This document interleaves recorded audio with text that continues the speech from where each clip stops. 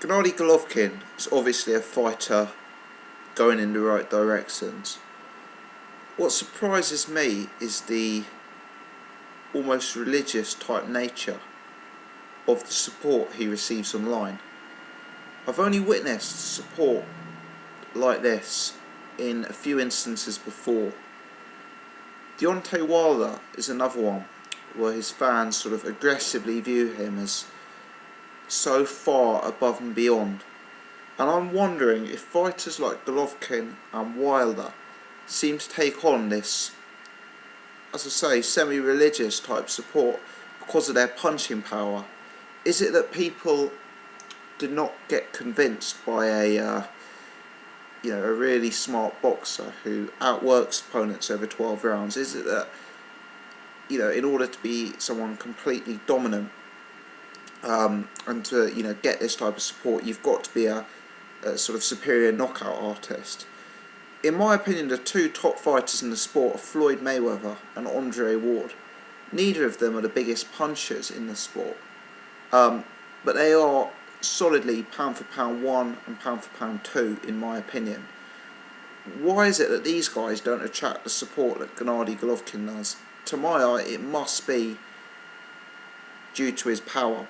It's almost a situation where you can't criticise him. I've come online before and I've done a few videos where I've made comments on Gennady Golovkin. Straight away you see thumbs down on the videos, you see comments, fans being very aggressive, often even abusive, in their pursuit of supporting him. This is all good fun. I find it interesting. Let me say, at the moment, my particular opinion is that I'm on the fence with Golovkin. I think he's achieved a huge amount in the sport. He's certainly moving in the right direction. He appears to be a real top tier fighter. I'm not yet convinced about the level of opposition he's faced in order to be considered a top 5 pound for pound fighter. He hasn't fought the other champion middleweights, whether that's because they're avoiding him or he's avoiding them, whatever. He needs to, in my opinion, fight some bigger names before I would consider him a top pound for pound fighter. But I appreciate you can only beat what's put in front of you, and so far so good. I'm going to talk in this video a little bit about Martin Murray, how I view Murray as an opponent and how I see that fight going. But before I do that, let me talk briefly about ways I think opponents could ask questions of Golovkin. Notice I didn't say ways opponents could beat Golovkin, but ways opponents could ask questions of Golovkin before I talk about the Murray fight. And I think there are 3 types of fighters who could give him trouble. Golovkin, I think, could be asked questions, serious questions, by an elite level mover with elite level footwork and an elite level jab. Let me cite a few examples why I believe that is the case. George Groves' comments, following on from sparring with Golovkin, that he believed Golovkin could be vulnerable to somebody with a very advanced and constant and hard jab. Timothy Bradley's comments after his fight with Marco Antonio Rubio, where Timothy Bradley was surprised by how slow, and I think he might have even used the word plodding, Golovkin's footwork was when he was closing down the ring with Rubio. He really lacked the foot speed to impress Bradley, so much so that Tim Bradley picked Canelo Alvarez in a fight between Alvarez and Golovkin. The third piece of evidence, and I didn't watch the fight, so there may be YouTubers out there who are in a better position to make comment on this than myself, I acknowledge that, is the amateur match between Golovkin and Andre Durrell. Now, my reading on the subject tells me that those two are 1-1 in the amateurs. That doesn't surprise me, because Durrell ticks these boxes. He's got the movement, he's got the footwork, He's got that jab, quick, powerful, snappy, strong jab. I think a fighter like Andre Durrell is exactly the kind of fighter who would at least ask questions of Gennady Golovkin. Someone who isn't going to be, you're not going to be able to close the ring down on him. You're not going to be able to position him into a corner and to land power shots. Someone like Durrell has got the jab and the movement to go deep into a fight with Golovkin and to at least ask questions. Let me say that in addition to Durrell, I think there are other fighters at super middleweight. Andre Ward, George Groves, James DeGale, guys who could ask similar questions to Durrell. I appreciate they're not guys in Golovkin's weight class. And as I've said, I think Golovkin is actually a smaller middleweight. So I'd question whether he stood up to super middleweight. I think he should concentrate on his own division where he naturally finds himself. If we remember his check weight with Rubio, he was 165 a month before the fight. So I think he's very much a middleweight. But I think these are the type of guys, the Groveses, the Durrells, the DeGales, who've got the movement and who've got the jab to at least ask questions of Golovkin. Secondly, Golovkin is a fighter who, in my estimations, puts a premium on offense. At times, this leaves him defensively open. The most obvious example of this is the knockout of Daniel Gill, where Gill, a former world champion himself, had the opportunity to land a clean power punch on Golovkin's chin. Golovkin hasn't given us an indication he's got a chin problem. He's given us no indications that there's any issue there. But what he has given us an indication of is that an elite level fighter is going to be able to land on him. He isn't a defensive wizard in the same way Floyd Mayweather is. So for the same token, I think that whilst a mover and a jabber could give him problems,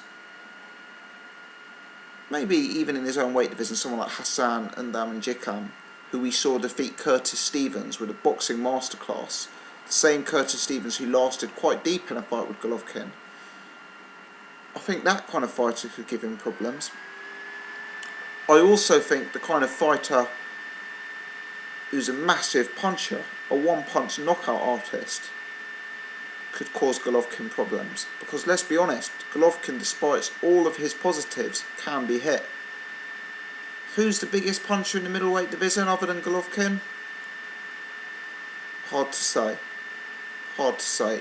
It appears that Golovkin is head and shoulders above in terms of power. But if he was to move up to super middleweight, you've got guys like George Groves, guys who, have dropped Carl Frotz even with his chin.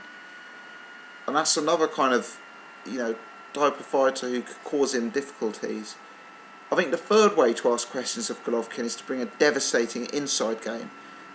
I can't cite a source here, unfortunately, but I remember reading what an old sparring partner of Golovkin said, that the way to beat him is to work his ribs, work his body, bully him inside, outstrength him on the inside, big man him, throw power punches, uppercuts to the body, hooks.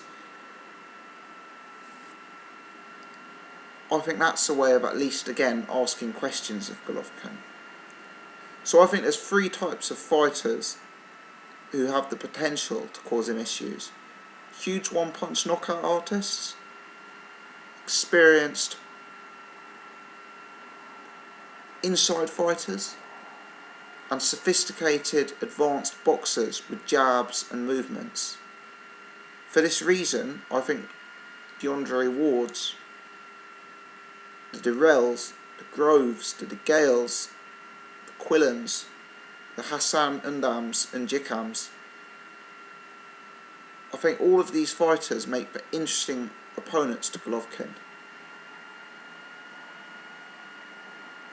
At this point, if Golovkin fought Ward, I'd be rolling with Ward. I view Andre Durrell as a 50-50 fight.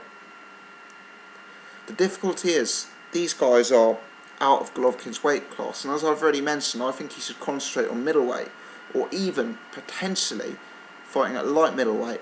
So the guys I'd like to see him against are Erislandi Lara, maybe even Austin Trout, Hassan and Jikan. These guys all have the boxing IQ to ask questions of Golovkin. And I think if he beats some of the names that I've mentioned, at that point I do start to consider him a pound for pound great. Now, I've talked briefly there about the type of guys I think could ask questions of Golovkin. Let me turn to the fight at hand with Martin Murray. I believe the two of them are squaring off in Monte Carlo in February. Martin Murray brings some attributes to the table. Let me talk briefly about size. As I say, Golovkin weighed in only 5 pounds over the limit a month in advance before the Rubio fight. Martin Murray is a big middleweight. When he comes to the ring, he'll be heavier than Golovkin. He's taller than Golovkin. His size could help. It could help when the going gets tough. It could also help in terms of durability. You know, Golovkin's being able to blast out opponents. Well, Murray's a big middleweight who's not really had problems with durability in the past. He went the distance with Sergio Martinez in his only losing effort. In a draw against Felix Sturm, again he went the distance. He's never been stopped, he's never been knocked out. He's durable and he's big. He's also a fairly solid middleweight. You know, he doesn't do a lot terribly. You know, he's sort of an all-rounder in many areas, if you like. He doesn't have a sort of glaring, terrible weakness. So there's a bit to like about Martin Murray. You know, he is a top 10 middleweight. He's been in there with a high calibre of opponent. You know, arguably he beat Sergio Martinez, arguably he beat Felix Sturm. There's a lot to like, and there's some form to suggest that it's Golovkin's biggest test. I do, however, think that Golovkin is going to come through the test, and I think he'll beat Martin Murray. I think he'll beat Martin Murray comfortably. And the reason I think that will be the case is because I want to hark back to the first few minutes of this video where I talked about the kind of fighters who could give Golovkin problems. One of the things I mentioned when I talked about the fighters who could give him problems was knockout power. Martin Murray isn't a huge puncher. If you look at his record, if you look at his knockout percentage, I think out of 20, something like 29 wins, 11 have come by way of knockout. Forgive me if that's incorrect, but I think that's the case. Yeah, he's not an elite level puncher. If he's able to expose a defensive frailty with Golovkin and to land clean on Golovkin and to land effectively on Golovkin, it's unlikely that that offence will be able to hurt and stop Golovkin. I don't think he carries that kind of power despite his size. Let's talk his inside game. I think Murray is poor on the inside. He's scrappy. He doesn't land clean. If we look at his last couple of fights, you know, it's not... There's a lack of clean, crisp, snappy work. It often is quite unattractive wrestling on the inside, sort of scrappy inside work. He is not the sort of guy who is going to, you know, rough Golovkin up and land devastating hooks to Golovkin's body and, you know, bust Golovkin's ribs. He just doesn't have that. He doesn't have the inside game. His inside game's one-dimensional. He doesn't have power on the inside either. That takes out two of the three ways that I said you could ask Golovkin questions of Golovkin. You've either got to have power or you've got to have an inside game. I don't think Murray has either of those at an elite level. Now the third way I made reference to is fighting at range, advanced movement, advanced jab. Murray certainly looks good when he fights at range, when he uses his size to establish the jab and to fight on the outside. That's when he's most effective. I remember at times during the Martinez fights, I remember at times during the Max Bursak fight, the Felix Sturm fight, when he was looking his best was when he was fighting at range, boxing using a jab. The difficulty is with Murray, I don't think, in my estimations, he has world-class movement. I don't think he's got the movement of a Hassan N'Jikam, or a James DeGale, or an Andre Durrell. I think he's the kind of guy you can close the ring down on. You can force into a war. You can get on the inside of, if you like. And I think whilst Murray had got the potential to steal rounds of Golovkin if he's allowed to throw a jab and to keep the fight at range, the way Golovkin works against opponents, the way he moves forward, the way he closes down the ring, and the way he gets into that 3/4 range to land power punches, I don't think Murray is going to have the ability to stop him from doing that, because looking at Murray's last fights, he's had his attributes of his jab and his range taken off him and been forced into these inside scraps. So I think, if we've the level of fighter, Sergei Kamitsky having some effect on him, what is Gennady Golovkin going to do? So I think Golovkin's going to be able to take away his jab and his range. I think Golovkin is going to not be bothered by his power. I think Golovkin is not going to be fussed by his inside game. And for that reason, I don't see Martin Murray as an opponent with a realistic chance of beating Gennady Golovkin. What does that mean if Golovkin wins? It means Golovkin's beaten a solid top 10 middleweight in Martin Murray. As he did with Daniel Gale, he's beaten other sort of borderline middleweights as well. Curtis Stevens, Rubio, the list goes on. As I say, I like Golovkin, but I'm on the fence with Golovkin as a pound-for-pound fighter. I have no issue with Golovkin as a middleweight world champion, as a world-class fighter. What my issue is he a pound-for-pound fighter? Has he faced the level of opposition? Has he been asked the questions in order to justify that ranking and that rating? Golovkin's religious fans will no doubt say it's because no opponent wants to fight him. They're running scared of him. If that's the case, it's unfortunate.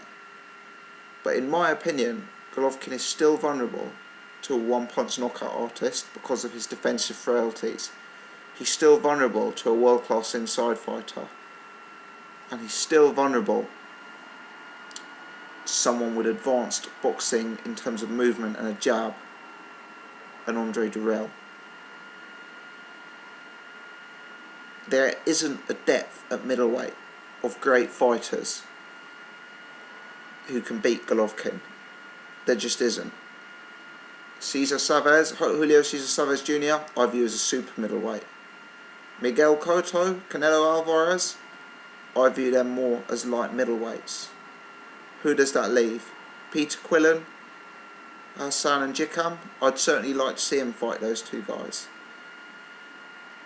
The big fights out there are moving down to light middleweight.